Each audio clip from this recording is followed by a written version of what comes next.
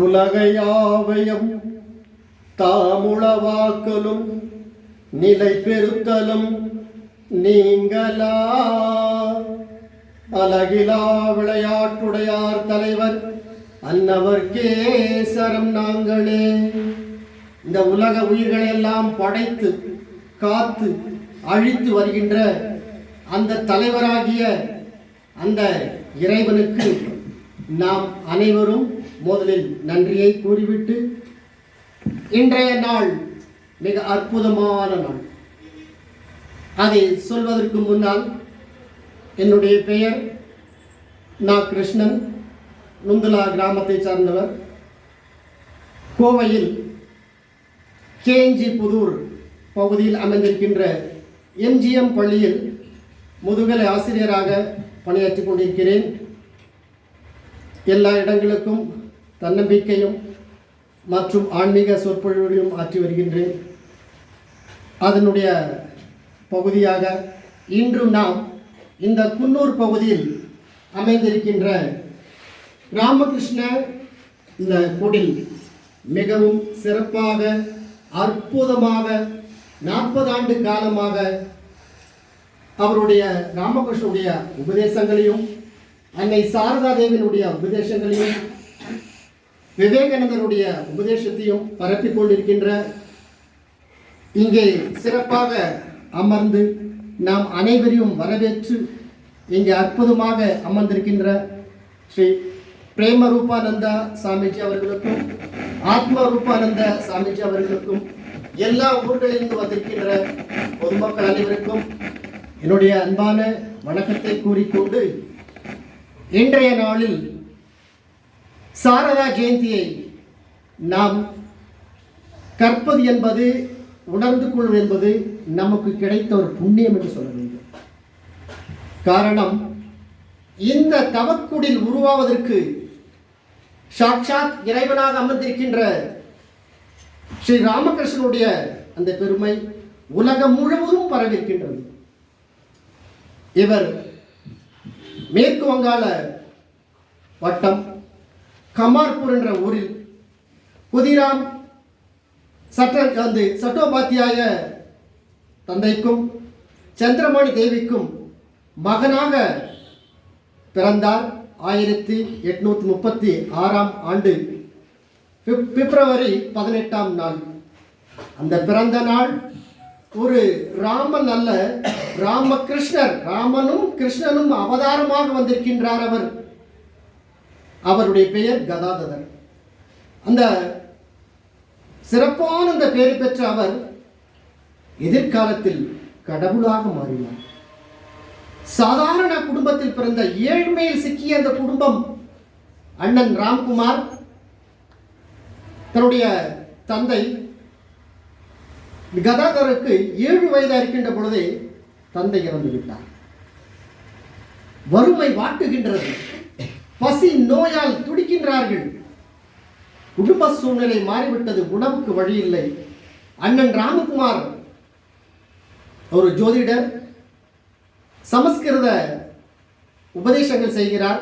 அதை வைத்து குடும்பம் ஓரளவுக்கு கஞ்சி குடிப்பதாக இருந்தது. அதனால் அங்கே கிராமத்தில் கமார்பூரில் எந்த வசதியும் கிடையாது. அதனால் தன்னுடைய அண்ணன் எங்கே செல்கின்றார், தக்ஷேஸ்வரம் சென்று அங்கிருக்கின்ற ஒரு காளி கோவிலில் பூஜை செய்வதற்காக செல்கின்றார். அங்கே கங்கை ஆற்றக்கரையில் சிறப்பாக கட்டப்பட்டுள்ள ஒரு கோயில், காளி கோயில். அங்கே ராஷ்முனி என்ற இந்த ராணி சிறப்பான ஒரு கோயிலை கட்டினார். அந்த கோயிலில் பூஜை செய்வதற்கு ஒரு அந்தணர் தேவை. ராமகிருஷ்ணனுடைய குடும்பம் அந்தணர் குடும்பம். கோயில் கட்டிய அந்த ராஷ்முனியினுடைய குடும்பம் சூத்திரர் குடும்பம். அந்த கோயில் குடமுழுக்கு செய்ய வேண்டும் என்றால் ஒரு அந்தணர் செய்ய வேண்டும். ஆனால் சூத்திரர் என்ற காரணத்தினால் யாரும் அங்கே செல்லவில்லை. ஆனால் இங்கே ராம்குமார் அங்கே சென்று நான் பூஜை செய்வேன் என்று சொல்ல இந்த ராணிக்கு அவ்வளவு சந்தோஷம். இந்த கோயில் பூஜை காளி தேவி திரிபுர சுந்தரி ஆற்றங்கரையில் அமர்ந்திருக்கின்றார். சிறப்பான பூஜை வழிபாடு செய்து கொண்டிருக்கின்றார். ஓரளவுக்கு வருமானம் கிடைத்தது. அதை வைத்துக்கொண்டு அவரால் தொடர்ச்சியாக அங்கே இருக்க முடியவில்லை. ராம்குமாருடைய மனைவி இறந்து விடுகிறார். ஒரு குழந்தையை பெற்றெடுத்த பின்னால் மீண்டும் பொறுமை வாட்டுகின்றது. அந்த நேரத்தில் யாரை அழைக்கின்றார்?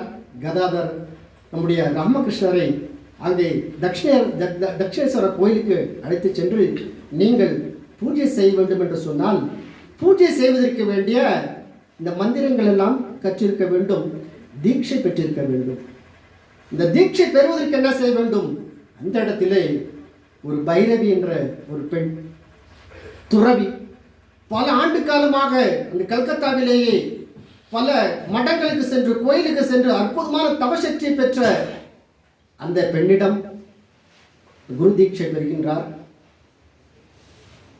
அதுக்கு அடுத்ததாக தோத்தாபுரி என்ற ஒரு துறவி, வங்காளத்திலேயே மிக பெரிய ஒரு துறவி, அவரை கண்டால் பயந்து நடுங்கின்ற சக்தியும் ஆற்றல் வாய்ந்த அந்த ஒருவரிடம் அவர் ராமகிருஷ்ணரை பார்க்கின்றார். காளி கோவிலில் தன்னை மறந்து தியானம் செய்து கொண்டிருக்கின்றார். சமாதி நிலை அடைகின்ற அளவுக்கு தியானம். எப்படி என்றால் ஒவ்வொரு நாளும் அந்த காளியை அன்னையாக பார்க்கின்றாள். அந்த அன்னையாக பார்த்து என்னுடைய தாயை நேரடியாக ஒரு முறையாவது பார்த்துவிடும் என்ற அந்த எண்ணத்திலே அவருடைய பூஜை புனஸ்காரம் எல்லாம் தன்னை மறந்து இருந்தது.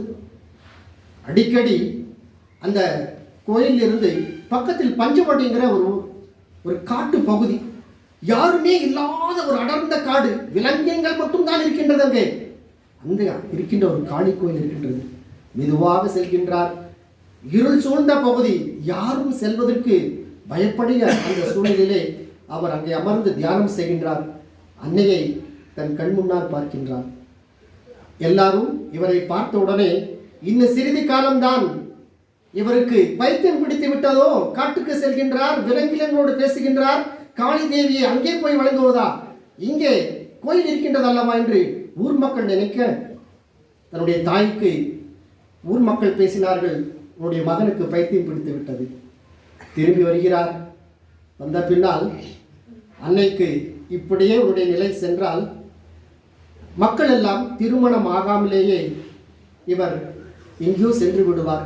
ஒரு தாயினுடைய கடமை ஒரு மகனுக்கு திருமணம் செய்ய வேண்டும் அல்லவா, இல்லத்துக்கு ஒரு சந்த விருது வேண்டும் அல்லவா என்று நினைத்தார். இவரை அழைத்து வருகின்றார்கள். இவர் நிலை மாறவில்லை.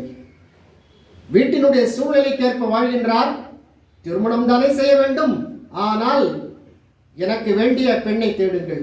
எல்லா இடத்திலும் தேடி பார்த்தார்கள், எங்கும் பெண் கிடைக்கவில்லை. இப்ப தெரிந்ததா, 23 வயதான ராமகிருஷ்ணருக்கு பெண் தேடுகின்றார்கள்.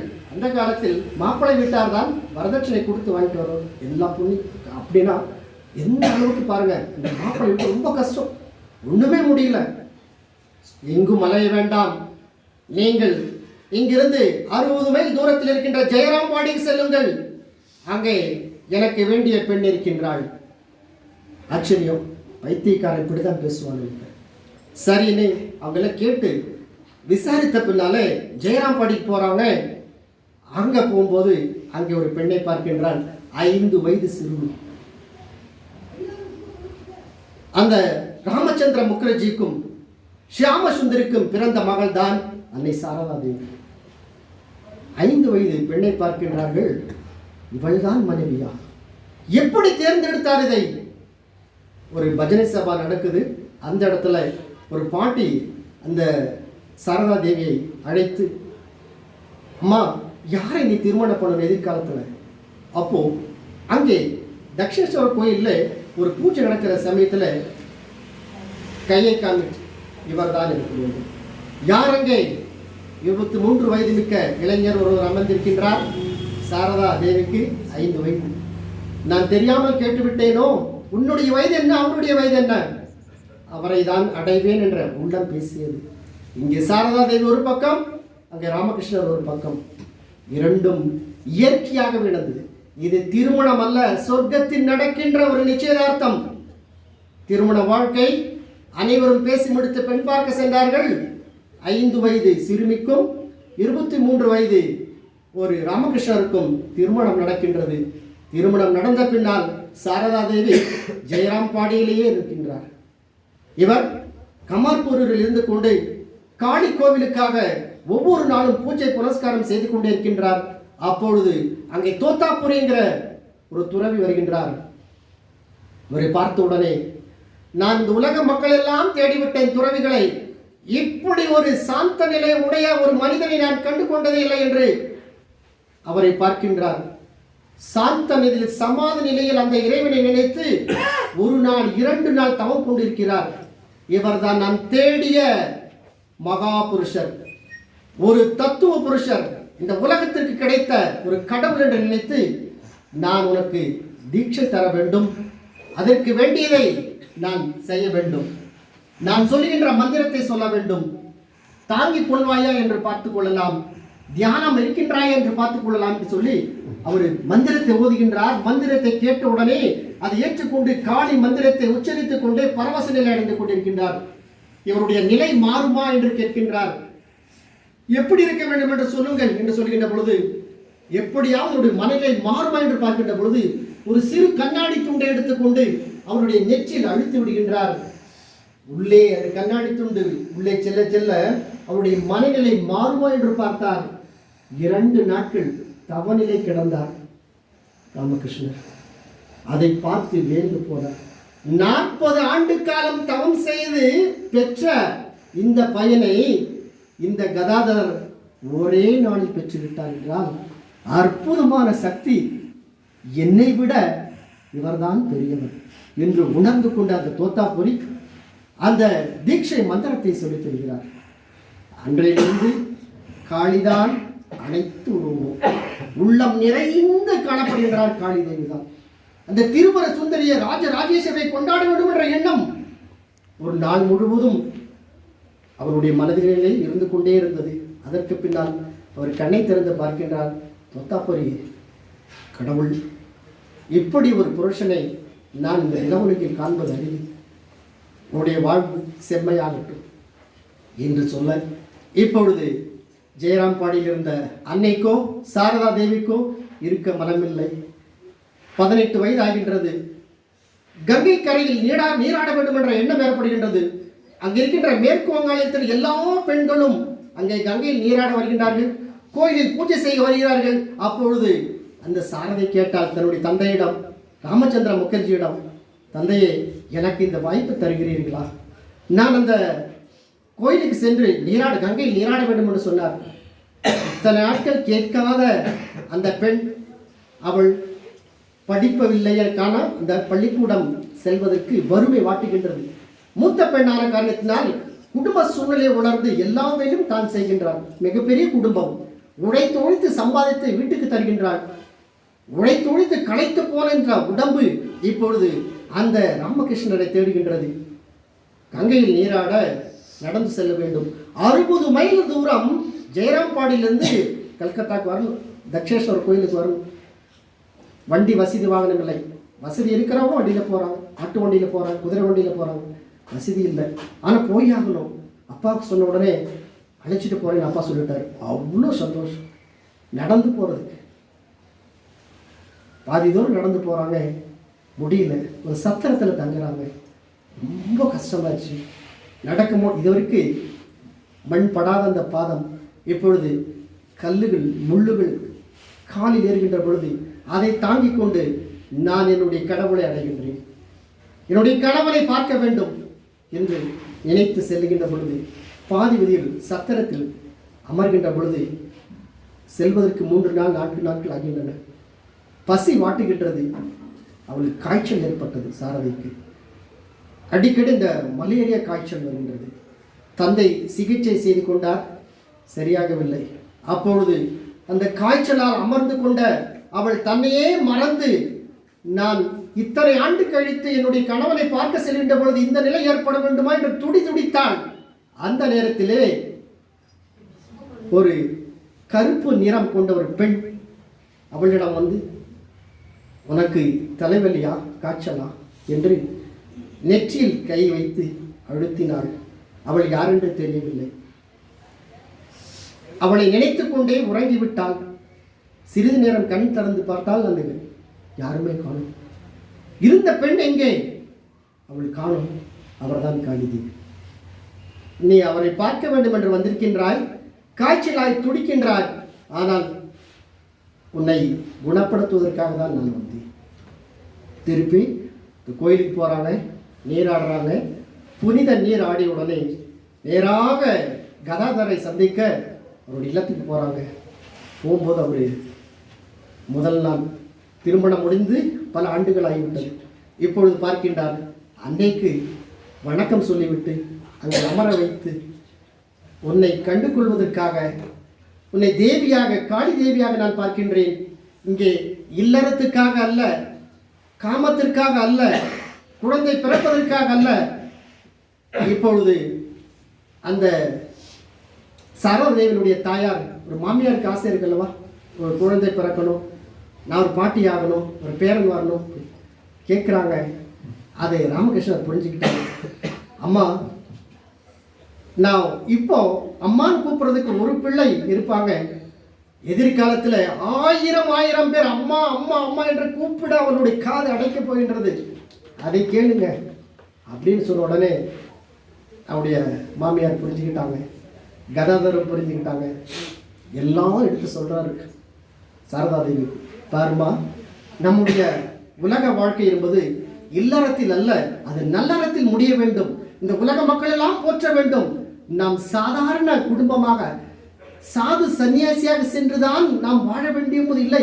இல்லறத்திலேயே நாம் இருந்து கொண்டு கணவன் மனைவி என்ற அந்த பெயர் மட்டும்தான் இருக்கின்றது.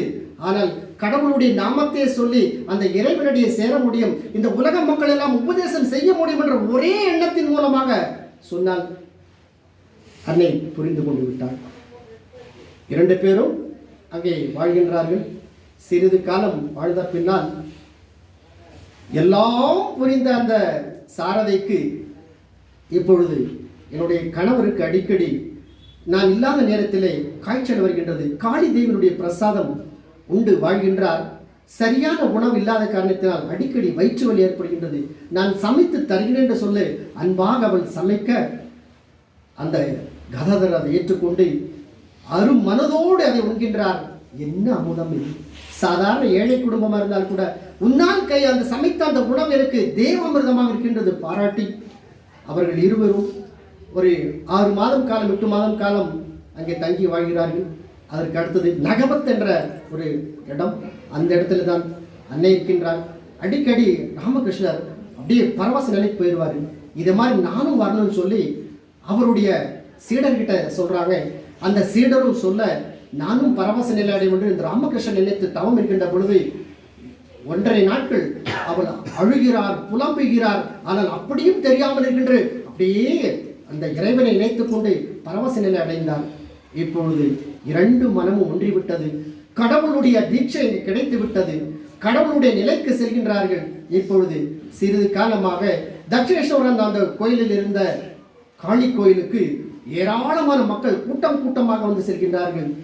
இறுதி காலத்தில் ராமகிருஷ்ணருக்கு முடியாத அந்த சூழ்நிலையிலே இப்பொழுது கமர்பூர் அந்த கிராமத்தில் வசதி வாய்ப்பு இல்லாத காரணத்தினால் கல்கத்தாவில் இருக்கின்ற ஷியாப்பூர் என்ற அந்த இடத்துக்கு வருகிறார்கள். அவருக்கு நோய் அதிகமாக தொண்டையில் புற்று நோய் ஏற்பட்டு அவரால் பேச முடியாமலானது. அந்த ஷியாப்பூர் அந்த பகுதியிலே இருக்கின்ற பெரிய மருத்துவமனையில் எல்லா வசதி வாய்ப்பு இருக்கின்றது. டாக்டர்கள் எல்லாம் பார்த்து சொல்லிட்டாங்க, அந்த நோய் அதிகமாக அங்கிருந்து அவர்களுடைய இந்த நிலை வேண்டாம் அப்படின்னு சொல்லி அங்கிருந்து வேற ஒரு இடத்துக்கு போகணும். ஒரு தோட்ட பகுதி நிறைந்த பகுதி, இயற்கை காட்சிகள் இருந்த பகுதி, அந்த பகுதிக்கு தோட்ட பகுதிக்கு அழைத்து போகிறாங்க. அங்கே அவருக்கு வைத்தியம் பார்க்குறாங்க. சில நாட்கள் அங்கே குடியிருந்து அந்த இயற்கை காட்சிகளை ரசித்து பார்க்க அன்னையிடம் சிறப்பாக வாழ்ந்தார். ஒவ்வொரு நாளும் உபதேசம் செய்து கொண்டு வேண்டிய பணிவிடமெல்லாம் செய்தார். சிறிது காலத்தில் அவர் நோய் அதிகமாகிவிட்டது. அந்த நோயினுடைய தாக்கத்தின் மூலமாக ஒரு நாள் எலும்பும் கூடுமாக மாறிவிட்டார். அவர் படுப்பதற்கே முடியாமல் இருந்தது. 4-5 தலையணையை வைத்துக்கொண்டு அந்த உடம்பை மறைத்தார்கள். அப்பொழுது ஒரு நாள் அங்கே தியானம் செஞ்சு கொண்டிருக்கிறது. தீபா எல்லா உளம் காளியினுடைய எண்ணம் தான். அந்த நேரத்திலே ஒரு நல்ல பாம்பு பேரிச்சம்பரம் பக்கத்தில் இருக்கின்றது. நிரஞ்சன் என்ற ஒரு சீடர் பேரிச்சப்பழம் அது பறிப்பதற்காகவும் ரசத்தை பெறுவதற்காகவும் செல்கின்றார். இவர் எலும்பு கூடுமாக படுத்திருக்கின்றார். அங்கே ஒரு பேரிச்சம் மரம் இருக்கின்றது. அந்த பகுதிக்கு சென்ற அந்த நிரஞ்சனை காப்பாற்றுவதற்காக இங்கிருந்து தானாக அங்கே செல்கின்றார். இந்த நல்ல பாம்பை விலக்கிவிட்டு வந்துவிட்டார். அன்னைக்கு இங்கே படுத்து கொண்டிருந்த ராமகிருஷ்ணர் எங்கே தேடி பார்க்குறாங்க, காணோம். திரும்பி வந்து நீங்கள் படுத்துட்டு இருந்தீங்களே, ஏன் எங்கே போனீங்க? நான் எங்கே போனேன்? நான் இங்கே தான் இருக்கேன். உனக்கு பைத்தியம் பிடிச்சிருச்சா? அன்னைக்கு இல்லையே, நான் மேலே வந்து பார்க்கும்போது நீங்கள் இல்லையே, மாடியில் இல்லை. இல்லை, நான் இங்கே தான் இருந்தேன். அப்போ தான் தெரிஞ்சது, உலக உயிர்களெல்லாம் காப்பதற்காக நான் இருக்கின்றேன். ராமகிருஷ்ணனும் சரி, ஸ்ரீராமரும் சரி, 14 ஆண்டுகள் காட்டுக்கு சென்று எல்லா துன்பத்தையும் அடைந்த பின்னால் இறுதியாக ராமனாக மாறிய அவர் உலக மக்களை காத்தார். ஆனால் இங்கே இத்தனை ஆண்டுகள் வாழ்ந்த கதாதர் உலக மக்களை எல்லாம் காத்து கொண்டு இறுதியாக அவருடைய பயணம் முடிவடைகின்ற நேரம் 1886. அந்த நேரத்திலே அவருக்கு உடல்நிலை முடியவில்லை. அந்த காலகட்டத்திலே அன்னைக்கு தெரிந்துவிட்டது, நாளுக்கு நாள் அவருடைய நோய் முற்றிக்கொண்டே வருகின்றது. யாராலும் குணப்படுத்த முடியவில்லை. அவருக்கு தெரியும், நினைத்தால் தன்னை குணப்படுத்திக் கொள்ளலாம். மனிதனாக பிறந்த ஒருவர் அவதாரம் எடுத்து வாழ்ந்து உலக துன்பங்கள் எல்லாம் கஷ்டப்பட்ட பின்னால் மக்களுக்கு எடுத்து சொல்லி அந்த இறைவனை அடைய வேண்டும் என்பதுதான் உலக நீதி. அதே போன்று எனக்கு தெரியும் என்று சொல்ல நாளுக்கு நாள் அவருடைய நிலை உணர்ந்து கொண்டே சென்று விட்டால் அன்றைய நாள் இறுதி நாள், கடைசியாக அவருடைய ஆத்ம சாந்தி அடைவதற்கு முன்னால் அந்த நாளில் அன்னைக்கு தெரிந்து விட்டது. கீழே போய் உணவு கிச்சடி சமைக்கின்றால் அடிப்பிடித்து விடுகின்றது. மேலே மொட்டை மாடியில் காயப்பட்ட அந்த துணியானது அது பறந்து செல்கின்றது. பாத்திரத்தில் தண்ணி எடுக்கின்றார், அந்த மண்பானை கீழே உடைந்து விடுகின்றது. புரிந்து விட்டது, ஏதோ நடக்கப் போகுது. மேலே என்று சென்றார், இறைவனை பார்க்க வேண்டும், கணவனிடம் பேச வேண்டும் சொல்கின்ற பொழுது அங்கே போய் பார்க்கின்ற பொழுது ஆத்ம சாந்தி சுரூபமாய் அவருடைய கண்கள் மூட இறைவனடி சேர்ந்து எல்லாம் காளிமயம். திரிபுர சுந்தரி ராஜராஜேஸ்வரியினுடைய எண்ணமாக அமர்ந்து அப்படியே சமாதி நிலை அடைந்தார். அன்னைக்கு புரிந்துவிட்டது.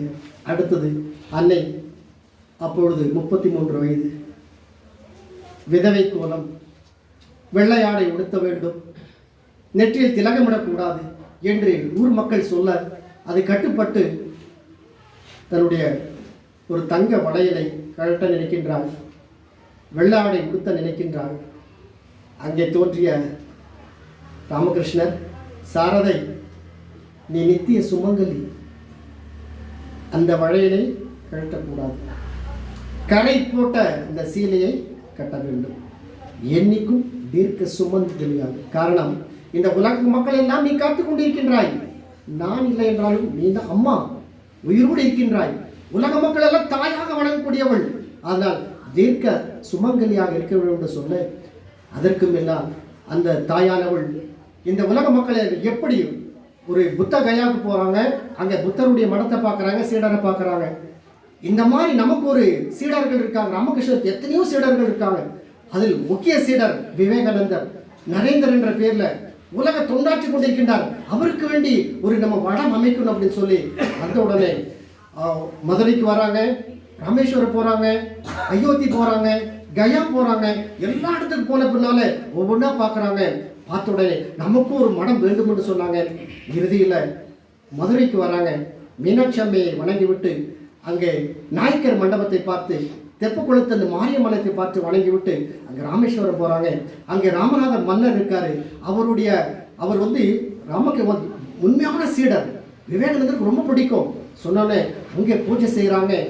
இங்கே ராமேஸ்வரர் கோயிலை பூஜை செய்யும் போது எப்பவுமே அந்த தங்க கலசத்தை யாரும் கழட்ட மாட்டாங்களாம். அன்னை போன பின்னால அந்த தங்க கலசத்தை எடுத்து அன்னை நேரடியாக அபிஷேகம் செய்து அங்கே அமர்ந்து விட்டார் தியானத்தில். அதற்கு பின்னால் கயை போனாங்க. கடைசியில் தான் கல்கத்தா போன பின்னால அங்கே அந்த போலூருங்கிற அந்த ஒரு இடத்துல ஒரு இடம் வாங்கி ராமகிருஷ்ணருக்கு வேண்டிய ஒரு கோயில் கட்டுறாங்க, ஒரு மடத்தை கட்டுறாங்க. உலக மக்கள் எல்லாம் இந்த மடத்தில் கலந்து கொண்ட சீடர்கள் எல்லாம் வந்து நாளைக்கு இந்த உலக மக்கள் எல்லாம் எங்கே உலக அனைத்தும் உடைய கிளைகள் பரவ வேண்டும் நினைத்தார். அதே போல இன்று ஒவ்வொரு இடத்திலும் ராமகிருஷ்ண மடம் பறந்து விரிந்திருக்கின்றது.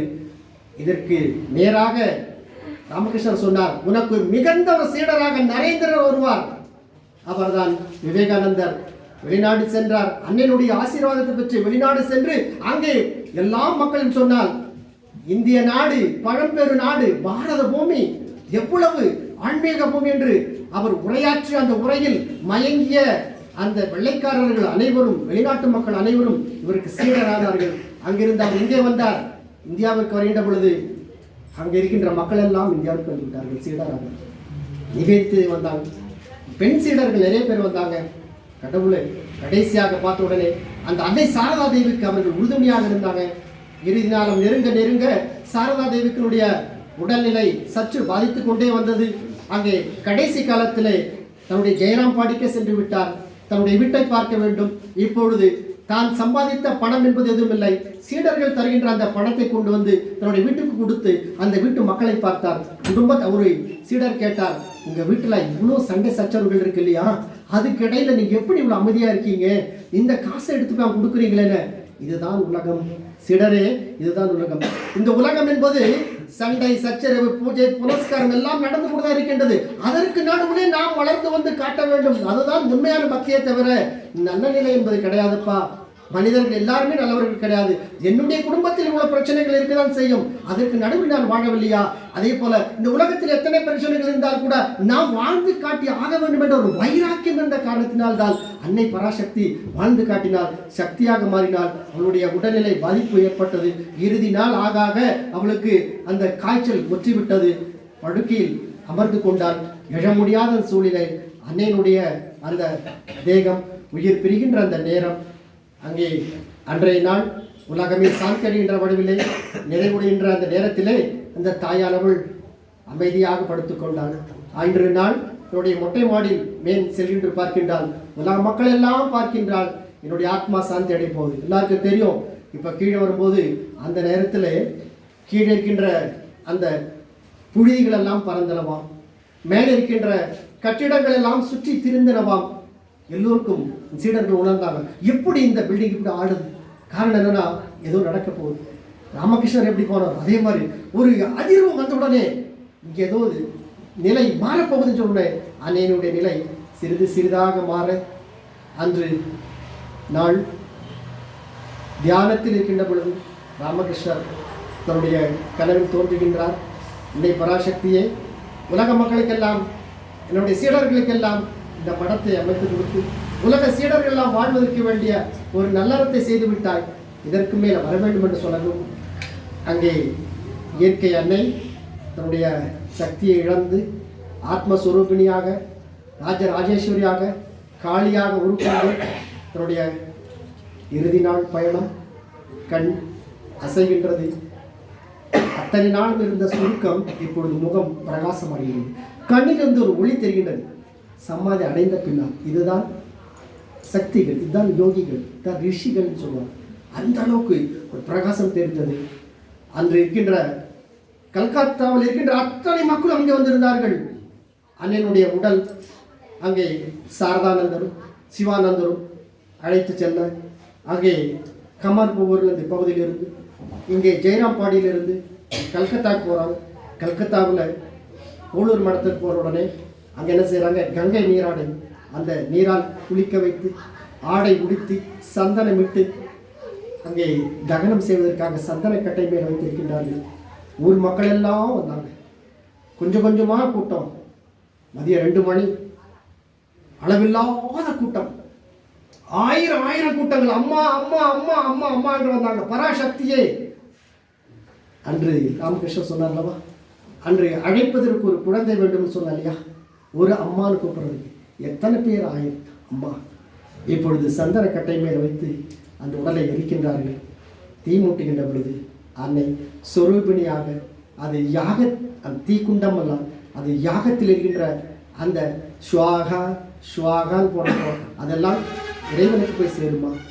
இது பூத உடல் மறைந்து புகழ் உடல் உலகம் முழுவதும் மாறி அன்னை இந்த இறைவனடி சேர்ந்து விட்டார். அன்றைய நாள் அந்த மடத்தை அமைத்த பின்னால் அங்கிருந்து உலகம் முழுவதும் சீடர்கள் வந்து அமர்ந்திருக்கின்றார்கள், அன்னையை ஏற்றுக்கொண்டார்கள். அப்படிப்பட்ட அந்த நாளில் இதிலிருந்து நாம் என்ன தெரிந்து கொள்கின்றோம் என்றால், இறைவனை அடைய வேண்டும் என்றால் ஒரு வைராக்கியம் வேண்டும், ஒரு குறிக்கோள் வேண்டும், ஒரு தன்னம்பிக்கை வேண்டும், ஒரு லட்சியம் வேண்டும். எவ்வளவு துன்பம் வந்தாலும் கூட அந்த துன்பத்தை அனுபவிக்கின்ற தன்மை ராமகிருஷ்ணருக்கு கடவுள் என்று தெரியும், இருந்தாலும் கூட அவதிப்பட்டார் அல்லவா? சாரதா தேவிக்கு தன்னுடைய ஆத்மா ரூபணி ஒரு ராஜேஸ்வரர் என்று தெரியும், இருந்தாலும் துன்பப்பட்டார்களா? நாம் சாதாரண மனிதர்கள், நாம் துன்பப்படுவது என்ன இருக்கின்றது? துன்பம் அடைந்து விட்டால் வாழ்க்கை சரியில்லை என்று சொல்லி இன்பம் அடைந்து விட்டால் சிறப்பான வாழ்க்கை. இது அல்ல.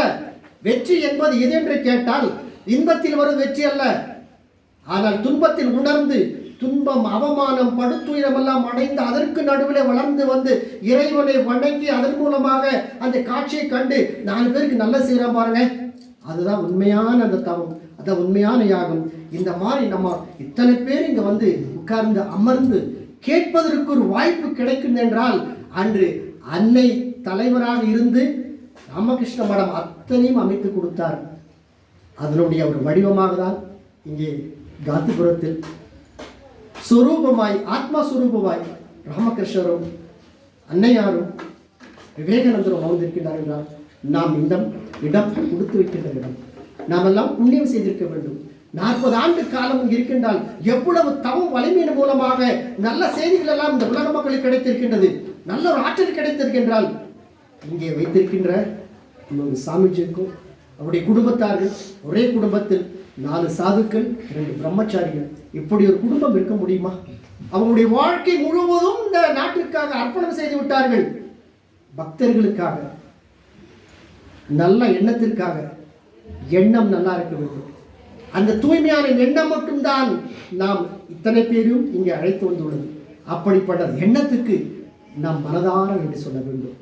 அதனால்தான் இங்கே இருக்கின்ற ஒவ்வொருவரும் ஒரு உங்களுடைய செயலில் தூய்மை வேண்டும், எண்ணத்தில் தூய்மை வேண்டும், நம்முடைய சொற்களில் தூய்மை வேண்டும். சொல்லுதல் யாருக்கு எளிய அறியவாம், சொல்லி வண்ணம் செயல். சொல்லுதல் யாருக்கு வேணா சொல்லிக்கலாம், ஆனால் சொன்ன மாதிரி நடக்கிறது கஷ்டம். அதனால் அன்பு வேண்டும், அன்பு வேண்டும், அன்பு வேண்டும். அன்பு உண்டுதான் அரவணைக்கு செல்கின்றது. அன்பு செய்ய அது அயலாரையும் உன்னிடம் அழைத்து வைக்கின்றது. அன்பு நீங்கின் உன்னுடைய உறவினர்களையும் அது மறுக்கின்றது. துன்ப நோயை நீக்கிட மேல் துவ்வா விடமும் அமுதமாகவும், துன்ப நோயை ஆக்கிட மேல் தூய விடமும் அது நெஞ்சாக மாறிவிடுமா? வீட்டுக்கு வந்த விருந்தினரை உள்ளபடியாக மகிழ்ந்து அழைக்கின்ற பொழுது அந்த வீட்டில் பொருள் இல்லாலும் கூட அந்த அன்பு இனிக்கும். எல்லாமே இருந்து முகம் துளித்து விட்டால் எந்த பொருளுமே சிறப்பாக இருக்காது. நாம் சாமிஜி அவர்கள் வந்தவங்க வாங்க வாங்க வாங்க முதல்ல சாப்பிடுங்க, முதல்ல உள்ள வாங்க அப்படின்னு சொல்லி எல்லா செய்தியும் நமக்கு கொடுத்துருக்காங்க. இன்னைக்கு இந்த அப்படிப்பட்ட உலகத்திற்கே ஒரு தாய் கிடையாது, உலகத்திற்கே அன்னையாக மாறிய சாரதா தேவியினுடைய இந்த ஜெயந்தியை இன்று இந்த காந்திபுரம் மடத்தில் நாம் தவக்குடியில் சிறப்பாக கொண்டாடியிருக்கின்றோம். இந்த வாய்ப்பை தந்த நம்முடைய சாமிஜி அவர்களுக்கும் எல்லா ஊர்களிலும் வந்து சிறப்பாக பஜனை செய்து நடனமாடி அனைவரையும் வசதிய ஊர் பொதுமக்கள் அனைவருக்கும் மனதார நன்றி கூறி விடைபெறுகிறேன். நன்றி, வணக்கம்.